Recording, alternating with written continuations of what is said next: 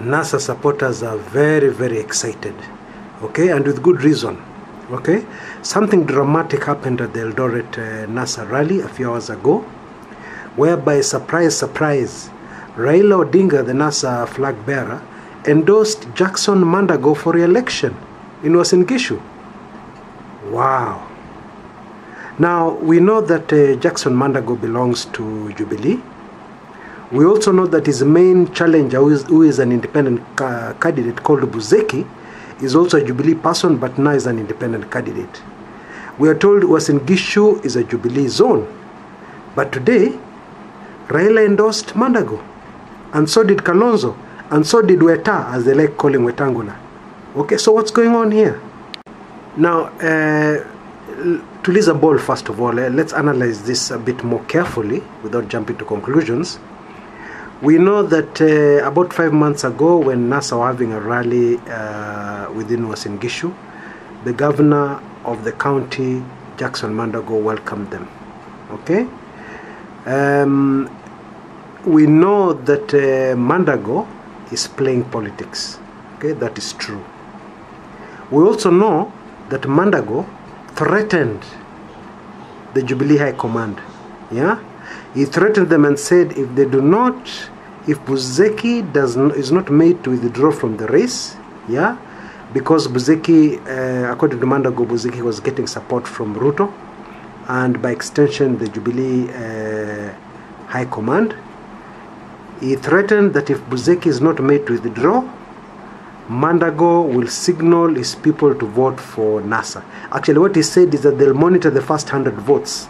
If they see that the non-Nandis are voting against Mandago, I don't know how they're going to do that in a secret ballot. Don't ask me. I have no idea. But this is what he said. I'm quoting the man word for word, yeah? If they notice the first 100 votes are going against Mandago, they will send a signal, not in Uasin Gishu, across the entire Rift Valley for everybody to vote NASA instead of Jubilee. Wow. Yeah, we know that fact, all those facts.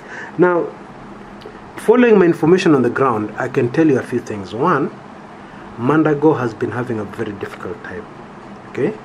Things were very easy for him until this man called Buzeki came into the scene.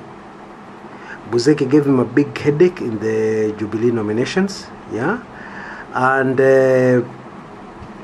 word on the ground is that the Jubilee nominations were not exactly straight, yeah? But if Mandago thought he had gotten rid of Buzeki in the nominations, he was mistaken. Because the man came back as an independent candidate. He has been campaigning with helicopters, very well financed campaign. And what is more, he seems to have won the heart of the Uasin Gishu people right across the board. Okay? In fact, some opinion polls have already shown that Buzeki is leading Mandago, yeah, quite substantially, by more than 10 points. Okay, so we know Mandago has been having a hard time in Uasin Gishu. That is not a secret. Okay, and it would seem that by him supporting NASA and NASA supporting him, he may have made a deal on the presidential vote. That can be the only conclusion.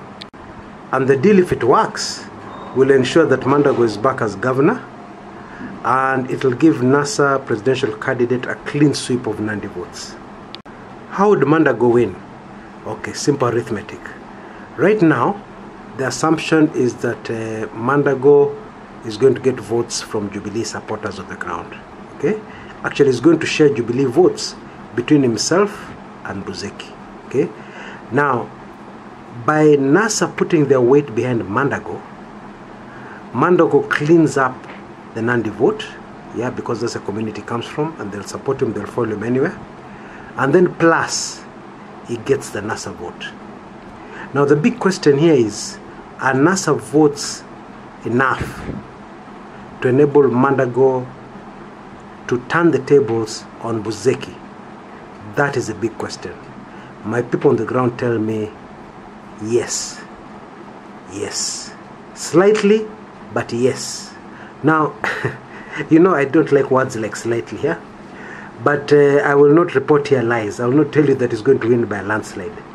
But they are saying that there's a possibility of the tables being turned with NASA support on the Mandago camp. Wow. Politics is getting interesting in Kenya, isn't it? Now, a word of caution. If this had come from anywhere else in Kenya except the Rift Valley, I would have been able to make some bold statements. If this had come anywhere else except the Nandi community, I'd have been able to make very bold statements. But knowing the Nandi, oh, very crafty, very headstrong people. I know them very well because I grew up with them. We cannot start popping the champagne, and neither can we start making any strong statements. But the indications are clearly on the ground. Yeah, with the NASA bigwigs supporting Mandago, that is a given. Mandago is going to get NASA support across the Uasin Gishu almost to a man. That one I can guarantee you. Okay? Because you will know and you'll agree with me that opposition support in a place which belongs to another party, to the ruling party for example, is normally very strong, very dedicated. The people who follow instructions to the letter. Okay? So Mandago can be assured of NASA votes almost to a man. That is the way the situation is. Okay? Now plus his Nandi vote, and Nandi votes are quite voluminous. Okay? And then also don't forget that one of the principals within NASA is Isaac Ruto, governor of Bomet. Isaac Ruto represents the Kipsigis community. The Kipsigis community have the highest population amongst the Kalenjin sub-tribes. So, if we're going to do things, we're going to do our calculations on the table, it means that Mandago will have Nandi, he will have Kipsigis, and you'll have any other non-Kipsigis NASA support within Uasin Gishu. That should be able to win him re-election. It should be able to win him. Okay? But as I said earlier on, I'm not making any bold statements. I'm not making any bold declarations. I do not do that until I receive word from the ground and I interrogate that word. I don't just announce anything that I hear. Okay? Because from my long experience in politics, especially at this 11th hour, anything can happen.